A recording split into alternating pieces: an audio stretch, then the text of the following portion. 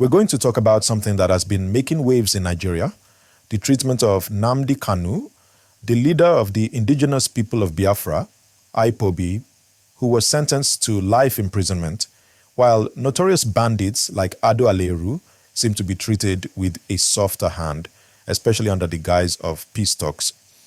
Let's break this down, and I'll keep it real so everyone can understand it. So, just recently, Nnamdi Kanu, a figure many associate with Biafran separatism, was sentenced to life in prison on terrorism charges. The court ruled that he had incited violence, leading to the deaths of innocent people, and even supported violence against security forces. Kanu, through his advocacy for an independent Biafra, led what was considered a campaign of terror by the Nigerian government. They argued that his actions weren't just about speaking out, they were about inciting people to take up arms and cause chaos.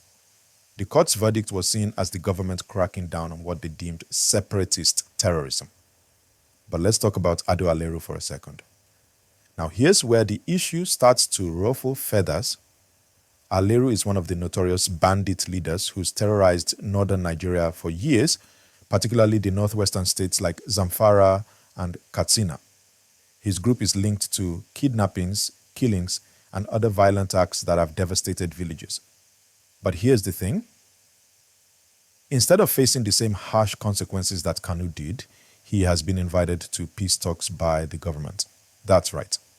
A man who's been accused of spreading terror, causing immense suffering in his region, is being treated as a VIP in the name of dialogue. There's this notion floating around that if you negotiate with criminals like him, you'll somehow be able to bring peace, especially to regions ravaged by their actions. This treatment of Aleiru, in contrast to Kanu's imprisonment, is what's causing the uproar. How is it that someone like Kanu, who's advocating for a political cause, whether you agree with him or not, gets locked up for life, but a criminal who's actively destroying lives is given the opportunity to sit at the negotiation table? The fairness in this, well, a lot of people don't see it. Many argue it's a double standard, a dangerous one. When you think about it, Aleiru's gang is responsible for much more damage than Kanu's group ever was. He's been leading a series of raids, terrorizing families, and even causing international concern. And yet, here we are, seeing him treated with leniency. The question on everyone's mind, why? Why is the government treating someone who's caused so much pain like a guest of honor, while Kanu, whose actions were centered on political ideas, is being punished so harshly? It seems like a case of selective justice. People are angry. They're wondering, where's the consistency in the justice system? Where's the fairness? Why are bandits being treated with kid gloves while someone who's fighting for a cause is locked away? There's also the broader issue of peace talks with bandits. The argument from some government officials is that by talking to bandits like Aleiru, there's a chance to end the violence, to bring some peace to a region that's seen so much bloodshed. The idea is that if the government can convince them to lay down their arms, it could lead to an end to the killings, the kidnappings, and the general chaos. The problem is that this kind of peace is temporary at best, and often it doesn't come with accountability. No real justice for the victims. It's a tough situation, no doubt. On the one hand, people want to see an end to the violence, especially in places where bandits are wreaking havoc. But on the other hand, it feels like the government is rewarding criminal behavior. It's like they're saying, if you cause enough destruction, we'll negotiate with you. And that is a dangerous message to send. Now, let's talk about the political side of things. Some people believe that politicians defending these bandits are playing dangerous games. They're arguing that certain regions and leaders are more interested in keeping the peace at any cost, even if that means giving in to bandits. They're claiming that the government, by not holding these bandits accountable, is allowing them to gain more power. It makes people feel like the government is favoring one region over another. There's this widespread belief that certain politicians are more concerned with maintaining regional peace, even if it means turning a blind eye to the crimes happening right in front of them.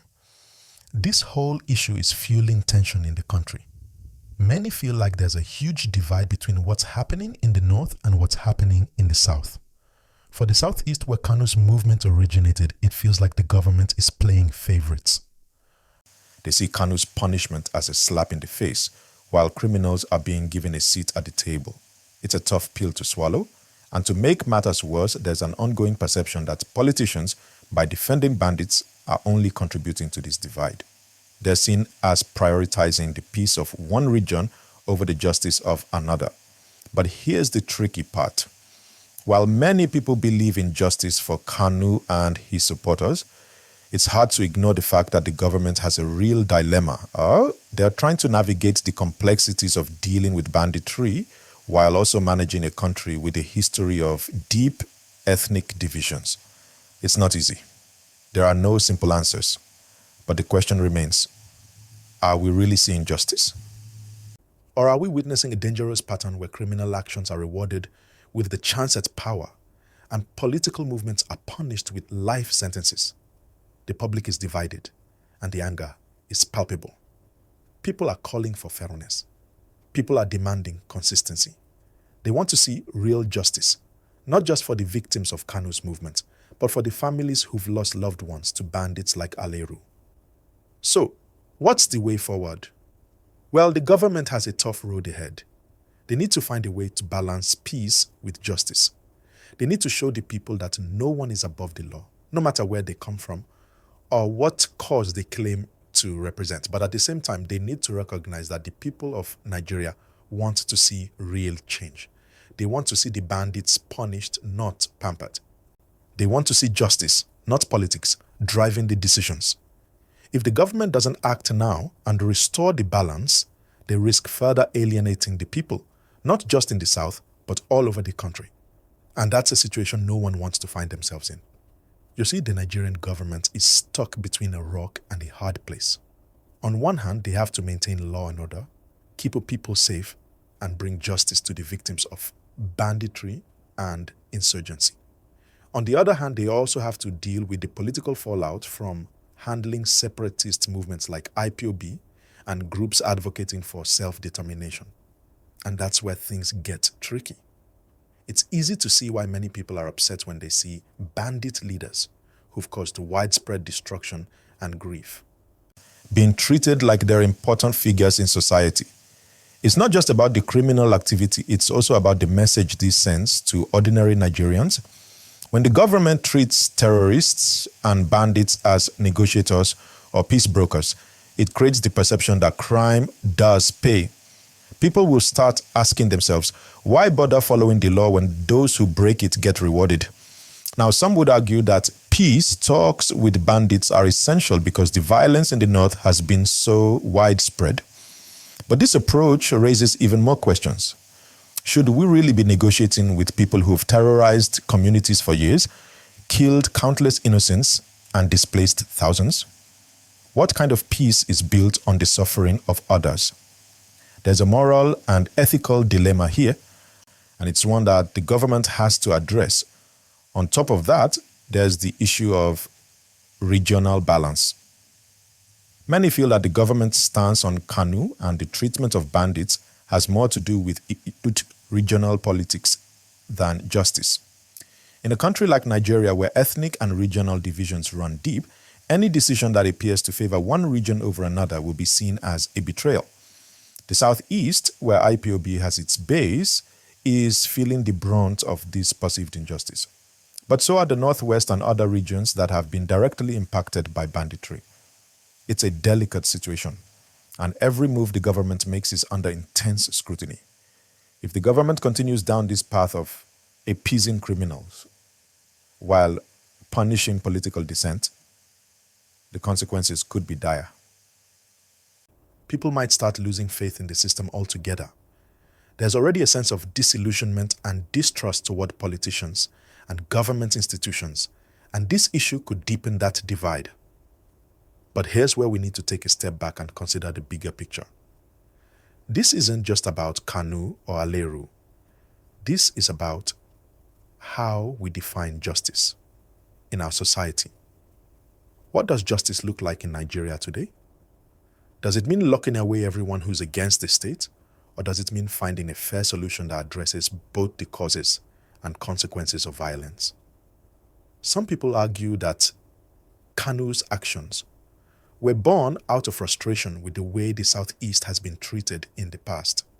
Whether you agree with him or not, it's hard to ignore the years of marginalization that people in that region have faced.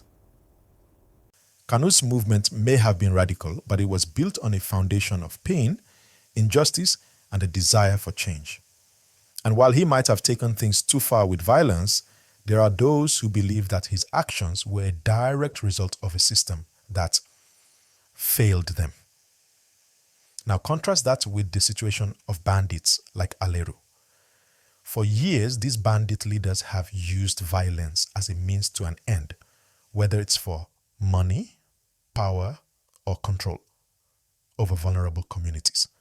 Unlike Kanu, their actions haven't been driven by political ideologies or calls for self-determination. Instead, they are motivated by pure criminal intent, kidnapping for ransom, terrorizing villages, and spreading fear. But somehow in the eyes of the government, their crimes are considered something that can be negotiated away. And this is the root of the anger. People are asking, why is the government talking to criminals while punishing political dissidents? I get it. Many of you are thinking, what's the solution then? Should the government just arrest everyone? It's not that simple. But here's the thing. The government must find a way to balance peace and justice. And that means accountability for all. We can't have a system that lets bandits off the hook while handing out life sentences to people who are asking for political change. The rule of law has to apply to everyone equally, whether you're a bandit, a separatist, or anyone in between. So, what needs to happen now? Well, for one, there's a call for greater transparency. Say, in the government's dealings with both bandits and political activists. Nigerians deserve to know why certain decisions are made. They need to understand why some criminals are treated with respect, while others are thrown in jail without a second thought. Public accountability is a must if trust in the system is to be restored. There's also the matter of community justice. Communities affected by banditry and violence need to be given a say in how things are handled. If victims' voices are not heard, then peace talks with bandits will always seem like a betrayal. We need a justice system that doesn't just punish criminals, but also offers real solutions for healing and rebuilding communities that have been torn apart by violence. And let's not forget that economic factors play a huge role in all of this. Many bandits and criminals come from areas where poverty and unemployment are rampant. If we want to end the violence, the government has to start addressing the root causes of crime, the lack of opportunities, the absence of basic infrastructure, and the obvious failure to invest in people's futures. Dialogue without action on these fronts will only lead to more frustration and division. All right, that's it for today, folks. I hope you enjoyed this discussion. Let me know your thoughts in the comments below. Do you think Nnamdi Kanu's life sentence was fair? Or should we be holding bandits to the same standard? Let's talk about it. If you haven't already, make sure you hit that like button and subscribe to the channel for more discussions like this. Until next time.